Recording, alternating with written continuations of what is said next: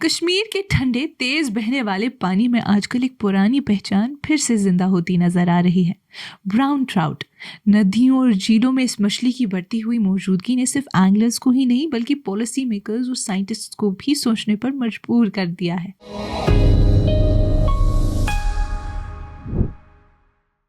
یہ کشمیر رپورٹ ہے۔ آپ سب ناظرین کا خوش آمدید۔ میں ہوں آپ کی میزبان امائمہ ریشی۔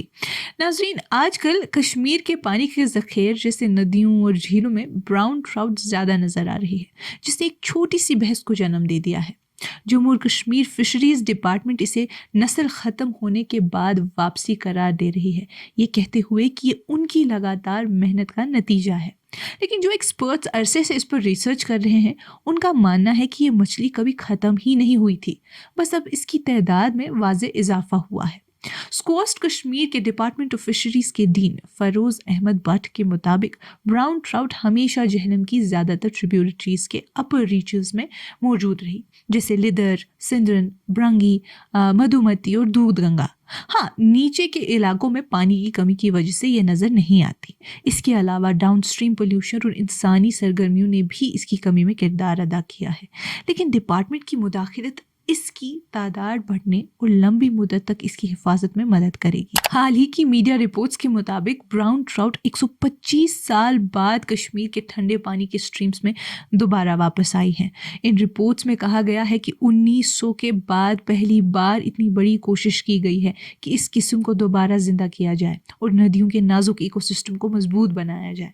فشریز ڈپارٹمنٹ کے آفیشلز کے مطابق ڈنمارک سے منگوائے گئے تقریباً 3 لاکھ آئٹ براؤن ٹراؤٹ اووا کامیابی کے ساتھ تیار کیے گئے اور کشمیر کے 40 سے زیادہ سٹریمز اور 12 جھیلوں میں چھوڑ دیے گئے۔ اس پروجیکٹ کا مقصد پانی کے نیچے کی بایو ڈائیورسٹی کو بحال کرنا اور علاقے میں اینگلنگ ٹورزم کو پھر سے زندہ رکھنا تھا۔ براؤن ٹراؤٹ اصل میں یورپ اور اسکینڈینیوین ممالک کی مچھلی ہے۔ برٹش دور کے آس پاس 1900 کے قریب اسے جموں اور کشمیر لایا گیا۔ اپنی طاقت، رفتار اور لڑنے کی صلاحیت کی وجہ سے یہ جلدی ہی اینگلرز کے لیے قیمتی شکار بن گئی۔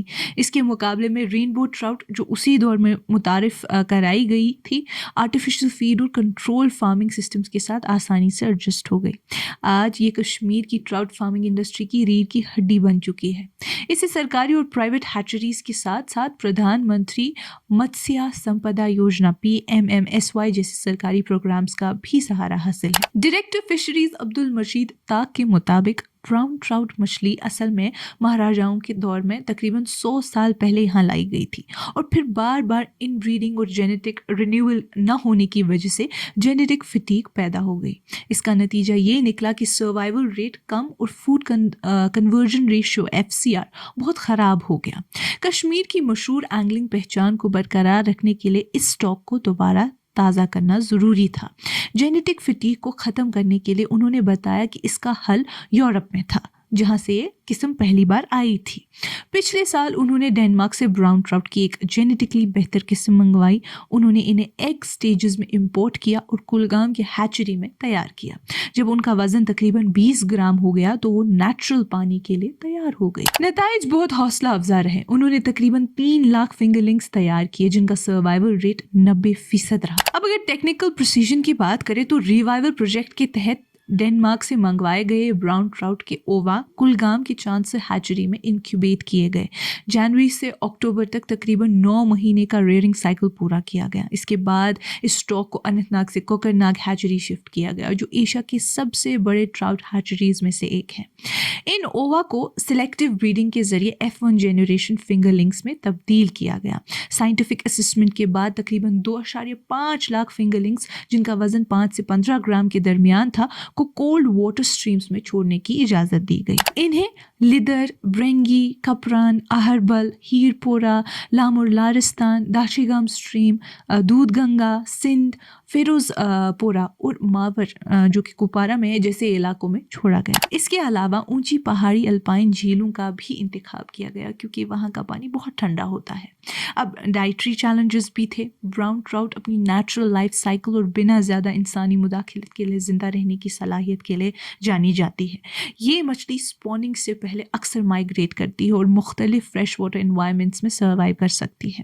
رینبو ٹراؤٹ کے مقابلے میں براؤن ٹراؤٹ کا مزاج زیادہ شکاری اور تیز ہوتا ہے۔ پروفیسر فیروز احمد بٹ کے مطابق ब्राउन ट्राउट रेनबो ट्राउट के मुकाबले में ज़्यादा कार्निवोरस होती है, जबकि रेनबो ट्राउट ज़्यादा डोमेस्टिकेटेड है।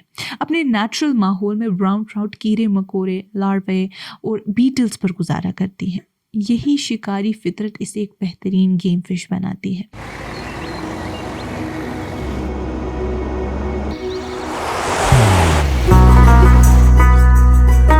मोहब्बत वही जो दिल से हो, इबादत वही जो दिल से हो, दुआ वही जो दिल से निकल आए, बात वही जो दिल से कही जाए, दोस्त वही पक्का जो दिल से साथ निभाए, रिश्ता वही बेजोड़ जो दिल से जोड़ा जाए। दिल से ही तो होते हैं इरादे चट्टान से, दिल से ही तो बनते हैं घर खाली मकान से। दिल से बनी हर चीज पुश्तों तक चलती है, इसलिए खैबर सीमेंट का जर्रा जर्रा दिल से बना है, ताकि आप जो कुछ भी बनाएं दिल से बनाएं। खैबर सीमेंट, दिल से बनाओ। जब एंगलर हुक फेंकता है तो ट्राउट उसे पानी के बहाव के साथ चलने वाला कीड़ा समझकर लपक लेती है। इसी खसलत की वजह से इनकी इंटेंसिव फार्मिंग मुश्किल होती है। रेनबो ट्राउट आर्टिफिशियल फीड के साथ आसानी से एडजस्ट हो जाती है, लेकिन ब्राउन ट्राउट अभी तक 100% कमर्शियल पैलेट्स के साथ अडेप्ट नहीं हो सकी। ये कुछ अरसे तक जिंदा रहती है, लेकिन मोर्टेलिटी रेट ज़्यादा होता है क्योंकि इंटेंसिव फार्मिंग के लिए फीडिंग और टेक्नोलॉजी के कंसेप्ट अभी मुकम्मल तौर पर डेवलप नहीं हुए। अब अगर इकोलॉजिकल बैलेंस की बात करें तो अक्सर जब कोई गैर मुल्की किस्म किसी नई जगह मुतारिफ कराई जाती है तो लोकल बायोडाइवर्सिटी के लिए खतरे की बात की जाती है। लेकिन एक्सपर्ट्स का कहना है कि पिछले 100 सालों में ब्राउन ट्राउट और लोकल एनवायरनमेंट के दरमियान एक नेचुरल बैलेंस कायम हो चुका है। ब्राउन ट्राउट आमतौर पर 15 से 22 इंच तक बड़ी होती है और इसका वजन 1 से 5 पाउंड के दरमियान होता है। ये पानी के एक खास हिस्से यानी वाटर कॉलम के नीचे वाले हिस्से में रहती है। दोनों ट्राउट वेराइटीज़ के रवैये भी मुख्तलिफ होते हैं। फेरोज अहमद भट्ट साहब के मुताबिक ब्राउन ट्राउट एक प्रीमियम स्पोर्ट फिश है, लेकिन इसका रवैया मुख्तलिफ होता है। ये एक शाय मछली है और बॉटम फीडर है, यानी पानी की गहराई में रहती है। इसके बरक्स रेनबो ट्राउट ज़्यादा एक्टिव और नज़र आने वाली होती है। दोनों कार्निवोरस है, इसके लिए उनके साथ किसी और मछली को ज़्यादा तादाद में इंट्रोड्यूस करना मुश्किल हो जाता है क्योंकि हमेशा स्ट्रगल फॉर एग्जिस्टेंस रहती है। कश्मीर की अपनी नेटिव मछली स्नो ट्राउट स्किज़ोथोरैक्स भी इसी इकोसिस्टम का हिस्सा है, चाहे वो मुकम्मल तौर पर एंडेमिक ना हो। डायरेक्टर फिशरीज अब्दुल मजीद ताक के मुताबिक हमारे पानी के ज़ख़ीर में एक कुदरती सेपरेशन मौजूद है। स्नो ट्राउट आम तौर पर नदी के नीचे वाले हिस्सों या मुख्तलिफ पैचेस में रहती है, जबकि ब्राउन ट्राउट अपर रीचेस को पसंद करती है जहाँ पानी का बहाव तेज़ होता है। इसी वजह से ब्राउन ट्राउट नीचे की तरफ ज़्यादा माइग्रेट नहीं करती और नेटिव फिश ऊपर नहीं जाती, जिससे सीधा कन्फ्लिक्ट कम हो जाता है। फेरोज साहब भी इस बात से इत्तेफाक करते हैं कि इन्वेसिव स्पीशीज़ का खतरा अब ज़्यादा हद तक ख़त्म हो चुका है। गुज़श्ता 100 सालों में कुदरत ने अपना काम कर लिया है। नेचुरल सिलेक्शन और हैबिटेट के मुताबिक ब्राउन ट्राउट और लोकल स्पीशीज़ ने एक दूसरे के साथ रहना सीख लिया है। प्रे और प्रेडेटर का बैलेंस कायम हो चुका है। आमतौर पर इन्वेसिव स्पीशीज़ लोकल मछलियों के लिए अच्छी नहीं होती, लेकिन ब्राउन ट्राउट अब कश्मीर के पानी में नेचुरलाइज हो चुकी है। नाजरीन अब अगर हम इन्वायरमेंटल गार्डियनशिप की बात करें तो रैंचिंग प्रोग्राम, जिसमें मछली को एक खास हद तक पाला जाता है और फिर कुदरती पानी में छोड़ दिया जाता है, इसकी कामयाबी पूरी तरह कश्मीर की नदियों की सेहत पर मुनहसर है। ऑफिशियल्स के मुताबिक ब्राउन ट्राउट को पांजट यानी काजीगुंड जैसे बिल्कुल साफ और वर्जिन स्ट्रीम्स में भी स्टॉक किया गया है। साफ, ठंडे और तेज़ बहने वाले स्ट्रीम्स की हिफाजत ही इनकी ज़िंदगी की बुनियाद है। जहां अपर रीजन्स अभी तक काफ़ी हद तक महफूज हैं, वहीं नीचे के इलाकों को सख्त खतरात का सामना है। डायरेक्टर फिशरीज अब्दुल मजीद ताक के मुताबिक मुकाबले में कश्मीर के पानी के अपर हिस्सों में अभी ज़्यादा पोल्यूशन नहीं है, लेकिन लोअर एरियाज़ में जैसे डल लेक में मसाइल बढ़ रहे हैं। ऑक्सीजन की कमी और बढ़ती हुई गंदगी की वजह से जानवरों और मछलियों की मौत के वाक़यात सामने आ रहे हैं। कश्मीर ब्राउन ट्राउट के लिए बिल्कुल वैसा ही माहौल फराहम करता है जैसा यूरोप में होता है। इन मछलियों को खास वाटर पैरामीटर्स चाहिए, मुतदिल मौसम, साफ और ऑक्सीजन से भरा पानी और बर्फ़ से आने वाले स्ट्रीम्स। कश्मीर में ये ये सब कुदरती तौर पर मौजूद है। अब इससे एक फिश इकोनॉमी भी जनरेट होती है।